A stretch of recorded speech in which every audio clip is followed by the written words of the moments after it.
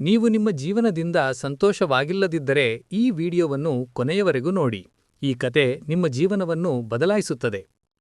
ಒಂದಾನೊಂದು ಕಾಲದಲ್ಲಿ ಕಾಗೆಯು ತನ್ನ ಜೀವನದಿಂದ ತುಂಬಾ ಅಸಂತೋಷನಾಗಿದ್ದಿತು. ಒಂದು ದಿನ ಅವನು ಅಳ್ಳಲು ಆರಂಭಿಸಿದ.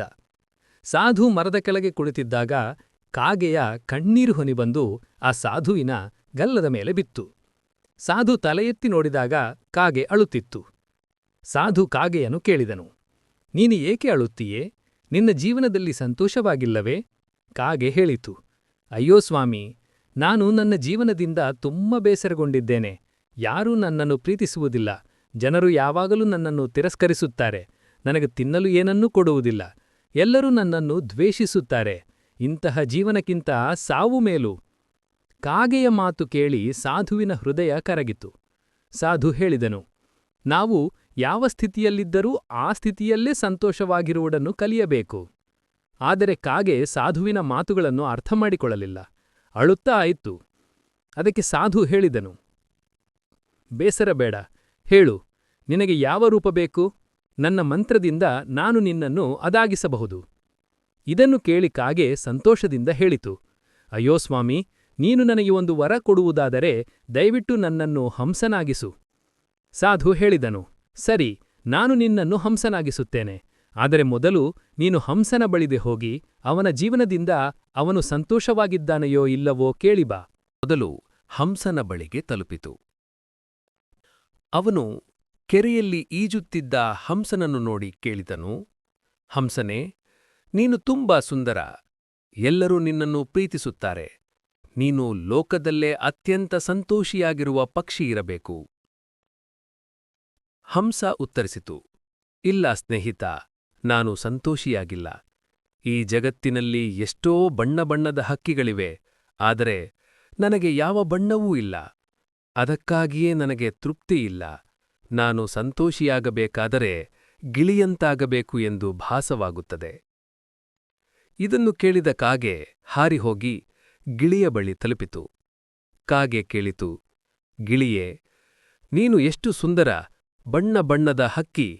ನೀನೇ ಖಂಡಿತವಾಗಿಯೂ ಲೋಕದಲ್ಲೇ ಸಂತೋಷಿಯಾದ ಹಕ್ಕಿಯಿರಬೇಕು. ಗಿಳಿ ಹೇಳಿತು, ಇಲ್ಲ ಸ್ನೇಹಿತ, ನಾನು ಸಂತೋಷಿಯಾಗಿಲ್ಲ. ಜನರು ನನ್ನನ್ನು ಪಂಜರದಲ್ಲಿ ಹಾಕುತ್ತಾರೆ. ಯಾರಾದರೂ ಹಿಡಿದು ಬೋನಿನಲ್ಲಿ ಹಾಕಿಬಿಡ್ತಾರೋ ಎಂಬ ಭಯ ನನಗೆ ಯಾವಾಗಲೂ ಇರುತ್ತದೆ. ನನಗಿಂತಲೂ ಹೆಚ್ಚು ಸುಂದರವಾದ ನವಿಲೇ ಲೋಕದಲ್ಲೇ ಸಂತೋಷಿಯಾದ ಹಕ್ಕಿ. ಇದನ್ನು ಕೇಳಿ ಕಾಗೆ ನವಿಲನ್ನು ಹುಡುಕಲು ಹೋಯಿತು. ಕೊನೆಗೂ ಅದು ಮೃಗಾಲಯದೊಳಗಿನ ಒಂದು ಬೋನಿನಲ್ಲಿ ನವಿಲನ್ನು ಕಂಡಿತು.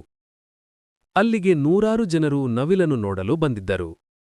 ಜನರು ಹೊರಟ ಮೇಲೆ ಕಾಗೆ ನವಿಲಿಗೆ ಹತ್ತಿರ ಹೋಗಿ ಕೇಳಿತು, ಪ್ರಿಯ ನವಿಲೆ, ನೀನು ತುಂಬಾ ಸುಂದರ.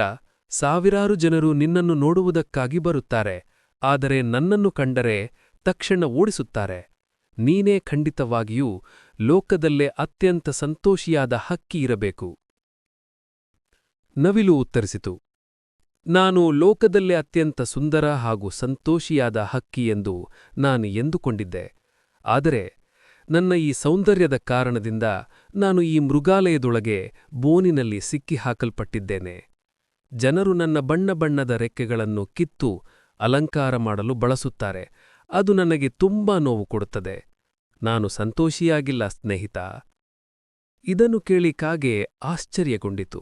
ಅದು ಕೇಳಿತು, ನೀನು ಸಂತೋಷಿಯಾಗಿಲ್ಲ ಅಂದ್ರೆ ಲೋಕದಲ್ಲೇ ಯಾವ ಹಕ್ಕಿಯೇ ಸಂತೋಷಿಯಾದದ್ದು? ನವಿಲು ಹೇಳಿತು, ನಾನು ಈ ಮೃಗಾಲಯದಲ್ಲಿರುವ ಎಲ್ಲಾ ಹಕ್ಕಿಗಳನ್ನು ಗಮನಿಸಿದ್ದೆ. ತುಂಬಾ ಬಣ್ಣ ಬಣ್ಣದ ಹಕ್ಕಿಗಳನ್ನು ನೋಡಿದ್ದೇನೆ. ಆದರೆ ನಿಜವಾಗಿಯೂ ಸ್ವತಂತ್ರವಾಗಿ ಬದುಕುವ ಏಕೈಕ ಹಕ್ಕಿ ನೀನೇ ಕಾಗೆ. ನಿನ್ನನ್ನು ಯಾರೂ ಹಿಡಿಯಲು ಬೋಲಿನಲ್ಲಿ ಹಾಕಲು ಪ್ರಯತ್ನಿಸುವುದಿಲ್ಲ. ಕಳೆದ ಕೆಲವು ದಿನಗಳಿಂದ ನಾನು ಯೋಚಿಸುತ್ತಿದ್ದೇನೆ, ನಾನೇನಾದರೂ ನಿನ್ನಂತೆ ಕಾಗೆಯಾಗಿದ್ದರೆ ಮುಕ್ತವಾಗಿ ಎಲ್ಲೆಡೆ ಹಾರುತ್ತಾ ಆಟ ಆಡುತ್ತಾ ಖುಷಿಯಾಗಿ ಬದುಕುತ್ತಿದ್ದೆ. ಇದನ್ನು ಕೇಳಿದ ಕಾಗೆ ಸಾಧುವಿನ ಬಳಿಗೆ ಹಿಂತಿರುಗಿತು. ಮೊದಲ ಬಾರಿಗೆ ಅದು ತಾನು ಕಾಗಿಯೇ ಆಗಿರುವುದಕ್ಕೆ ಸಂತೋಷಪಟ್ಟಿತು. ಅದು ಸಾಧುವಿಗೆ ಹೇಳಿತು, ಜ್ಞಾನಿಯಾದವರೇ, ನನಗೆ ಇನ್ನೇನೂ ಬೇಡ. ನಾನು ಯಾವ ರೂಪದಲ್ಲಿದ್ದೇನೋ ಅದರಲ್ಲಿ ಸಂತೋಷವಾಗಿದ್ದೇನೆ. ನಮ್ಮ ಜೀವನದಲ್ಲಿ ನಾವು ಅನಗತ್ಯವಾಗಿ ಇತರರೊಂದಿಗೆ ಹೋಲಿಕೆ ಮಾಡುತ್ತಾ ದುಃಖಪಡುತ್ತೇವೆ. ಹೀಗೆ ಹೋಲಿಕೆ ಮಾಡಿದರೆ ನಾವು ಎಂದಿಗೂ ಸಂತೋಷಿಯಾಗಲಾರೆವು. ಯಾವುದನ್ನು ಹೊಂದಿದ್ದೇವೋ ಅದರಲ್ಲಿ ತೃಪ್ತಿಯಾಗಿರುವವನೇ ನಿಜವಾದ ಸಂತೋಷಿ.